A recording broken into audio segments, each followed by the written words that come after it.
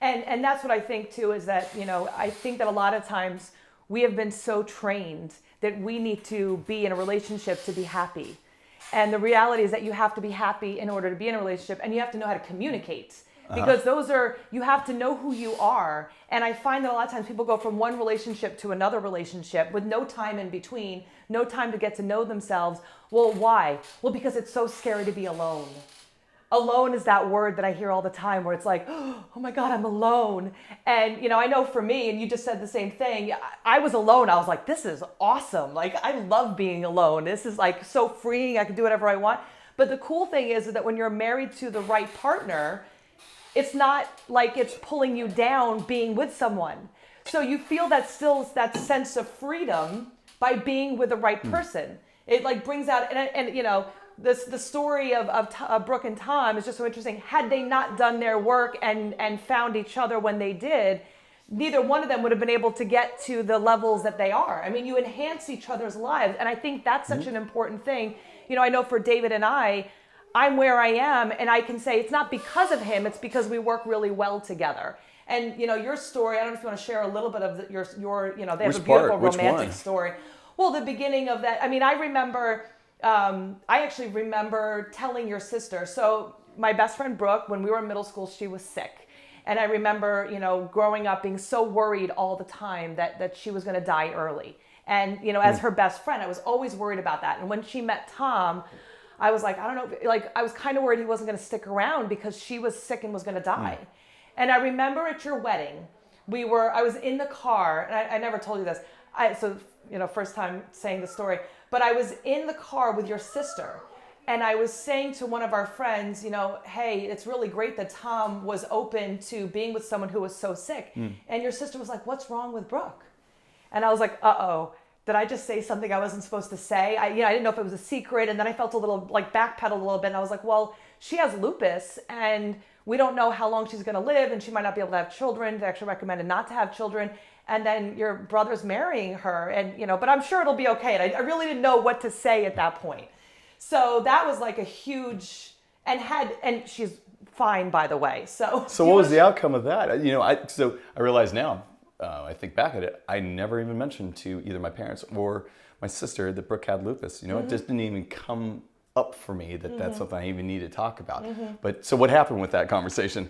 Well, she kind of was quiet and took it in, and then there was like a little bit of awkward silence after that. And I really felt badly because I thought I just shared a secret that I wasn't supposed to share. I didn't know what was okay because, again, I had learned that with the significant other in the relationship, you had to be careful what you said around them because they were going to get upset. So now I was like, uh-oh, this is now going to go back to sisters, going to go back to Tom, and I shouldn't have said anything. So then there was my own anxiety that I had done something wrong. But, so it ended up that none of those things happened. It was, it was an amazing story because of that union and that you were willing to be with her no matter what. Yeah, that's right. That's right. She told me she had lupus, and it was the most devastating news I ever heard. I mean, because here we are, even though it was a few weeks into the relationship, and I just realized this is the woman I want to spend the rest of my life with. Nobody's ever made me feel so alive and open and just at home in myself as her. And I wanted to be with her for the rest of my life, and that was it. And when she told me she had this disease called lupus, I didn't know what lupus was. She had to tell me straight up that it means that I'm not going to live a long life with you. You're going to start having to take care of me in just a very few short years, like physically taking care of me. We're never going to be able to have children, and it's going to be bad. It's going to be miserable. It's going to be a slow and quick, painful, horrible trip to the grave, and you're going to be there every step of the way. I thought, still, it doesn't matter to me. I'd rather live a short life with her than a lifetime with anybody else. And the magic thing that happened was in preparing her to get ready for the wedding. She said, look, I want to look really hot for the wedding. I said, perfect, you married the right guy. I'm an expert in nutrition and fitness to help people transform their bodies. Put her on a nutrition program, which just accidentally completely reversed her lupus. And now she doesn't have it anymore. We've got 2 beautiful children, and there's been no signs of the disease since we got married. And now we have an entire business which focuses around helping other people do the same thing. So what it boils down to is just it starts with the foundation of just absolute undying love. And the love and the relationship started from a place of two whole people. Yep. I didn't need anything from her. She didn't need anything from me. We both we both enhanced each other's lives. Yeah. A lot of people, I'm gonna say this straight up because it's the truth. A lot of people, the person they choose is the person they settle for. It's Yes. not their dream person. It's not their soulmate. It's the as good as I think it's going to get type of person. And right there, you're already starting out in a relationship where it's like, I'm going to learn to fully love you, not I am head over heels in love with you and it's only going to get better from here. Unfortunately, that's probably one of the most fundamental problems with a lot of people in these relationships. And one of the word that you use that I loved is it felt like home.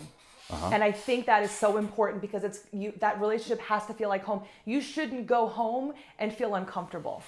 And That's think right. about that, whether physical home or in your relationship as a home, that should not be uncomfortable and anxiety provoking.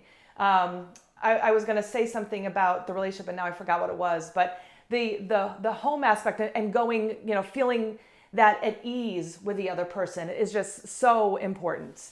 Yeah. I completely lost Well, my I'll tell you, question. it's so for us, it's when we come home, it's not, and it's we don't feel at ease. We feel so excited and so overjoyed every time. So it's Brooke kind of describes it as you should be as happy to see your significant other as you see your dog. Your dog's like waiting for you, like, oh my gosh, I'm so happy to see you. Well, it's kind of like that, but in a human way. Yeah. And so it came back to me. The question I get a lot also in my groups is questions about sex. So a lot of times What's they that? say, well, we have really great sex with this really toxic person. Okay, yeah, The sure. sex is really great. And so Yeah. it's the first person that showed them attention and they had really great sex with. So now they want to hold on to it because it's really great sex and you don't want to let go of great sex. That's right. And, I give them information, say, well, hey, you can actually have your best friend and great sex. But what have you noticed? I mean, because realistically, sex is part of the equation, but what do you do the other 23 and a half hours of the day? I don't know. I haven't had it in so long. There you go. So tell us. That's why it's important. You have to have a best friend. Yeah. Yeah. I mean, look, if you're in the relationship because of the sex, eventually it's bound to get boring or it's bound to get less interesting. And if the love part doesn't inspire the sex, then you're eventually that's going to be a problem. It's like everybody, it's a superficial thing. You're in the relationship for a particular feeling. It's kind of like a drug, or it's like someone decides to buy a certain car because they think it looks so hot. Well, after a while, it's not the coolest car, it's not the hottest car anymore, and then what do? You have to trade it in. That's what a lot of people do. Yep. So I think I can't speak from experience because I've never really had that before. But I mean, if you're in a relationship purely for the sex, I think you're in a temporary relationship, no matter how you look at it. Yeah. I mean, look, eventually he or she are going to get older, and the sex ain't going to be the same. And if you feel trapped in a relationship because of the money or the sex or I'm too old, then you're also staying in the relationship for the wrong thing. Because you're in it to support each other and be each other's best friends, you're actually taking away both of your opportunities to find the right partner. Because there is someone out there once you do the right work. But like Tom said, if you don't do the right work, you're not going to attract the right person. But let me circle back. So I mean, overall, there's nothing wrong with being in a relationship for the sex, as long as both parties understand Exactly. that's what it's about. So let's just back up, because there's no way to really, I don't want to generalize it like, oh, you're in a relationship for sex, therefore you're bad. No, it's not that at all. In fact, it could be the best thing ever, because that's where you want to be in your life. You don't want to get too attached. You're not concerned with the soulmate part because you're not looking for your soulmate. Perfect. What's important is the other person knows that as well. Yes. So I know I have a friend that he calls me up. I coach him every now and again. He's in a relationship. He's in the relationship purely for the sex. She is in the relationship because she thinks that he's going to be the man that's going to ask her to marry her someday, and they're going to have their own set of children. They're going to live happily ever after. And he has not revealed that to her. That is completely wrong in my book. Yeah. And to kind of add to that too is I'm going to change him or her. I'm going to love them so much that I'm going to change them. Yeah. You know, Brooke and I, we have a business that's just centered and focused around changing people's eating habits. We have the hardest time with both of our intellects combined, getting people to change their eating habits. They're coming to you for it. Oh, so yeah, and they're asking for it. Yeah. I mean, I think it's an illusion to believe that any one person is going to somehow change another person that's going to fit their ideal relationship better without them even being aware of it. I don't think it's going to happen. I've never actually personally seen it happen. So I don't think that that's going to be the ticket. Yeah, you think you can have, you think your man or your woman is like a piece of clay and you're going to somehow sculpt them into this beautiful, beautiful statue that you want to have and hold for the rest of your life. It's not going to happen. You got to take them as is. You got to accept them as is. Or you can do it beforehand. So beforehand you kind of pre-order. So like for me, and I know, and Brooke definitely did this too. You start thinking about, you start kind of crossing off on the list. Like once you've done the work on yourself, you know who you are, you're comfortable with who you are, and you've done your dating and you've done all that stuff. Yeah. You're like, I really liked this about this person, this about that person. You start kind of picking out those qualities and you kind of have this mental list. If someone is lucky enough to be with me, because you should feel like it is an honor, this is your time, this is, your time on this planet. So if someone's lucky enough to be with me, then these are the qualities that they're going to have. And when she found, I knew as soon as she started talking about Tom, I was like, check, check, check. Those were all the checks that were there that she was looking for. So instead of finding someone and then trying to mold them into who she or we want, then you need to find someone that's already there, that's already doing those things, not trying to make them into something that they're not. Agree. Yeah. Yep. So are there any, things you want to leave us with? We have a few Well, more yeah, minutes. I think the most important thing is like really, really being in the habit of strong communication. Yeah. Really communicating. Like, so I see so many people playing games when it comes to communication. If someone feels really strongly about the other person, do they tell them right away? Is that the usual thing? Do they tell them right away, listen, I love you, or I'm just head over heels? Or do they play some game where they let it wait for a little while? I think games is just the worst thing to do because you're starting off your relationship in an inauthentic way. I think that's, you're setting yourself up right from the very beginning for a disaster. You gotta be brave enough to communicate with anybody you're dating with or anybody you're in a relationship with. So you gotta have, number one, the courage to be able to speak your mind in a respectful way. You gotta be able to have the courage to share your feelings with someone, whether it's negative or positive. Because I think the biggest fear is that the other person's going to leave them. If they say the wrong thing or do the wrong thing, they're going to leave them. So who would be afraid of something like that? Well, someone who is insecure with their own self. Yep.